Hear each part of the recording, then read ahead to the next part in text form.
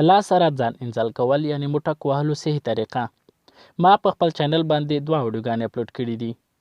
یوه د موټک وهلو د تاوانونو په اړه، دوهمه د موټک وهلو د پرېښودلو طریقو په اړه. دواړه وګورئ.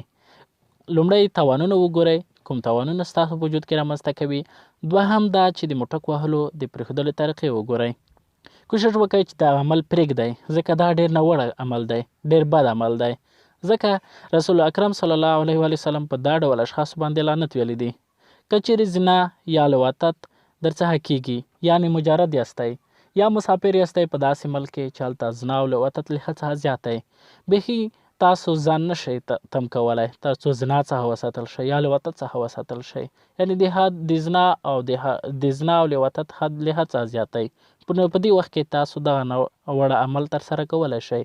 شاید د دې عمل سزا تاسو ته در نه کړل شي، خو کوشش وکړئ چې دا عمل پرېږدئ، ځکه ډېر ناوړه او بد عمل دی. نو زه د دې صحیح طریقې تاسو ته ښیم. په دې ډول په لاس سره ځان انزال کول یعنې موټک ووهئ، تر څو درته تاوان ونه رسوي. مخکې له دې چې دغه طریقې در وښیم، یوه یادونه کوم، که تر اوسه مو زموږ د یوټیوب چینل نه وي سبسکرایب، د ویډیو لاندې سور د سبسکرایب نشان ووهئ، بیا د دې په ځای کې بیل بټن باندې کلیک وکړئ، بیا په آل باندې کلیک وکړئ، تر څو زموږ هره ویډیو تر ټولو مخه تاسو ته در ورسیږي. دغه طریقې تاسو وازمایئ.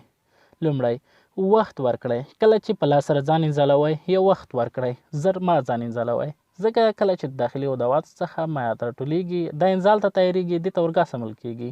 کله چې وخت ورکړئ، په صحیح ډول اورګاسم ترسره شي، تر څو ټول داخلي مایعات چې اورګاسم کې راټول شوي وو په بیړني ډول په انزال کې په لومړنۍ خلاصېدنه کې ټول بهر شي. که چیرې د کومو عضواتو مایعات دننه پاتې شي، شاید تاسو ته خطرناکې ناروغۍ رامنځته کړي. د غوړ یا لوبریکینټ څخه کار واخلئ.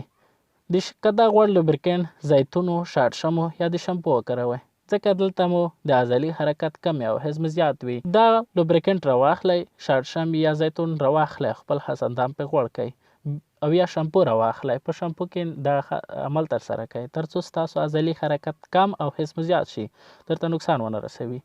دریم، د خاص اندام لپاره ځانګړي شیان بازار کې خرڅیږي، هغه واخلئ، هغه پیدا کړئ، په سره ځان انزالوئ، تر څو هم درته نقصان دغه مو د خاص اندام لپاره زیانونه کموي. څلورم، د خاص اندام عضلي حرکت مو کم کړئ، یعنې خاص اندام ټینګ مه نیسئ. که چیرې ټینګ یې ونیسئ، دلته عضلي حرکت زیاتیږي چې دا درته هم نقصان رسولی شي. نو دا طریقې مو تاسو ته وښودلې، په دې هیله چې ویډیو مو خوښه شوې وي. که خوښه مې وي ضروري لایک کړئ او د نور پښتنو ملګرو سره هم شیر کړئ. د ویډیو کتلو څخه مننه.